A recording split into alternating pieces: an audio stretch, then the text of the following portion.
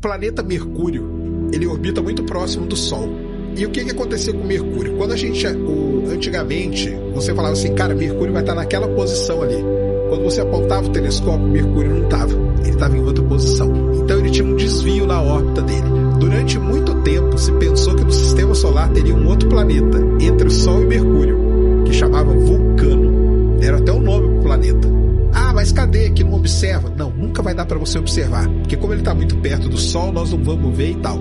Até que um dia, um cara pensou assim, um matemático falou, cara, isso aqui, Mercúrio, ele está tão perto do Sol que ele sofre o que a gente chama de efeitos relativísticos.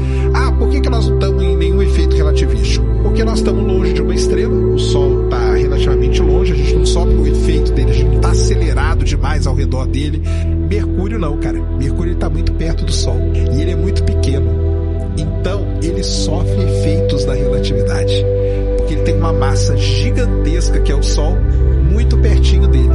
E isso cria esses efeitos. Então, quando um matemático resolveu aplicar a relatividade ao invés de criar um planeta novo, o que aconteceu? Apareceu tudo ali. Mercúrio, se você aplica a relatividade, ele aparece exatamente onde ele deveria estar. Aí o Einstein fala assim, só tem um jeito, cara, de eu provar a relatividade. Isso ele fala em 1915, que é durante um eclipse do Sol. No eclipse do Sol é o único momento que durante o dia você vê estrela. A Lua vem e tampa o Sol totalmente, fica escuro e você vê algumas estrelas no céu. O Einstein falava o seguinte, que um corpo com uma massa muito grande, ele consegue desviar a trajetória da luz. Isso é uma das consequências da relatividade. Como que ele ia provar isso? Durante um eclipse. Como que o pessoal fez isso? Bem, em 1919 teve um eclipse que passou aqui em Sobral e lá na Ilha do Príncipe, na África. 6 meses antes, o pessoal veio, estava de noite, viu as estrelas, mediu a posição dela. 6 meses depois, quando ia estar de dia, era o dia do eclipse. Então eles iam ter a posição das mesmas estrelas. Eles vieram aqui para Sobral, foram lá para a Ilha do Príncipe, e na hora que eles viram a estrela, se o Einstein tivesse certo, o que ela tinha que acontecer? Está desviada, porque a luz não desvia quando passa perto do Sol.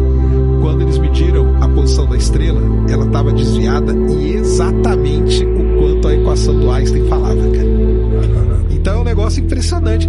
Cara, lembrando que ele fez tudo, pessoal, sem observar nada. Ele ia fazendo, a gente chama, ele era um físico teórico, ele ia desenvolvendo a teoria, ia escrevendo, ia imaginando o experimento, poxa, se for assim vai ser assado, se for isso vai dar aquilo e tal. Mas como é que batia tudo?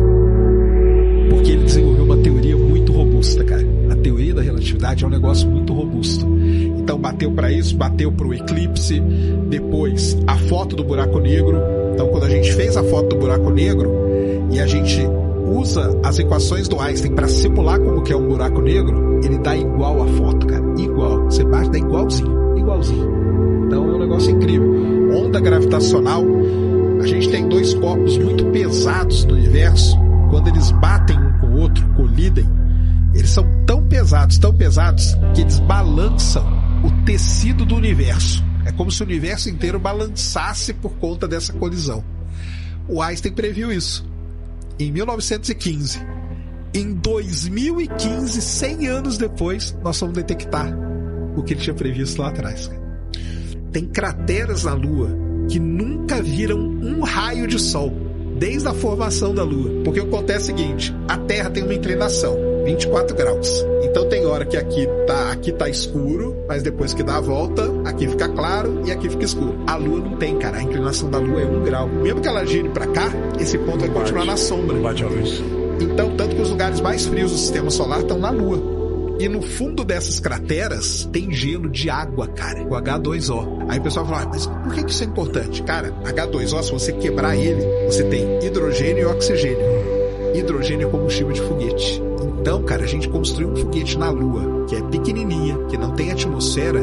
Lançar um foguete da Lua é muito melhor do que lançar um foguete da Terra. E se a gente tem o combustível, que o principal do foguete é o combustível. Se o combustível tem lá na Lua, acabou, cara. A gente leva as peças lá, o combustível, que é o principal, tá lá, que é só quebrar o H2O, e a gente faz um foguete e lança para outro lugar. Então a Lua começou a ter um interesse econômico, entendeu? E a Lua tem um negócio muito mais importante, que pode salvar a humanidade. É o seguinte, grande problema da humanidade é o problema de energia. Energia é o maior problema que a gente tem na humanidade. Por quê? Ou a gente explora combustíveis fósseis, e aí estamos zoando tudo, igual vocês estão vendo aí, tá tudo zoado, Sim. né? Hoje em São Paulo tá frio pra caramba, semana passada tava 10 graus, hoje tá, sei lá, 18, 19. Então, isso aí não é normal, cara, entendeu? Não é normal porque nós estamos com combustível fóssil, é o que a gente produz hoje. Fora combustível fóssil, energia eólica.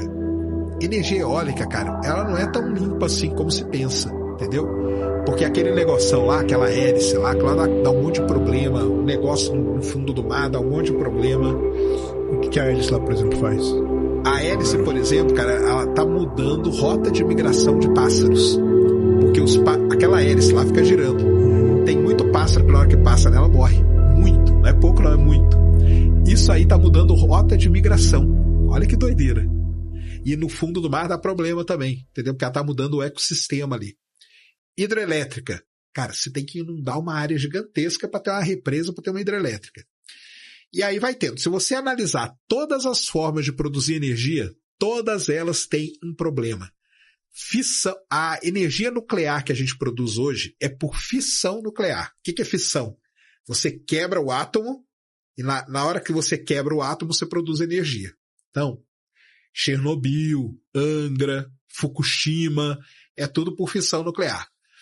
Mas existe um tipo de energia que é o tipo mais limpo que tem, que é a fusão nuclear. Fusão nuclear é o seguinte, você constrói um reator, que é um ímã gigante, você coloca duas partículas aqui dentro, na hora que elas colidirem, a colisão dessas duas partículas gera uma outra partícula e gera energia. Isso não tem problema, aí não tem problema nenhum. Ela não gera lixo, ela não agride o meio ambiente, e se der problema, cara, é só sei lá e puxar o reator da tomada. E desligou. Uma referência pra galera aqui. Quem viu o Homem-Aranha, Dr. Octopus, aquilo lá que ele faz é um reatorzinho nuclear. Entendeu?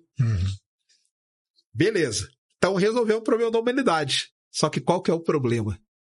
Para você fazer esse negócio girar rapidamente, produzir essa colisão e tudo mais, você precisa ter um elemento que seja estável a altas temperaturas. E hoje nós não temos. Só que a Lua tem. Existe um elemento que só tem na Lua chamado hélio 3. Por que não tem na Terra? Porque o hélio 3, ele é um elemento que ele vem pela radiação ultravioleta do Sol, interage com as rochas e aí você tem o hélio 3 ali. A atmosfera da Terra, ela filtra a radiação ultravioleta. Por isso que nós estamos aqui, senão a gente tinha morrido já. Então na Terra não tem. A Lua não tem atmosfera. Então a Lua ela é bombardeada por radiação ultravioleta o tempo todo. Então a Lua tem hélio 3. E o hélio 3, ele está no meio da rocha. A gente traz a rocha para cá, a pedrinha da Lua, minera ela, igual faz minério de ferro. Minério de ferro, o ferro está ali incrustado. Você vai lá, minera ele, tira o ferro. Tira o hélio 3, joga no reator, acabou, cara. Uma forma mais prática. Resolve o problema da humanidade. Só tem um país que tem o mapa de hélio 3 da Lua. China. Eles têm um mapa, eles sabem exatamente onde está o hélio 3. Entendeu? Então, o que eu quis dizer com toda essa história que eu contei? Hoje a Lua tem um interesse econômico muito grande.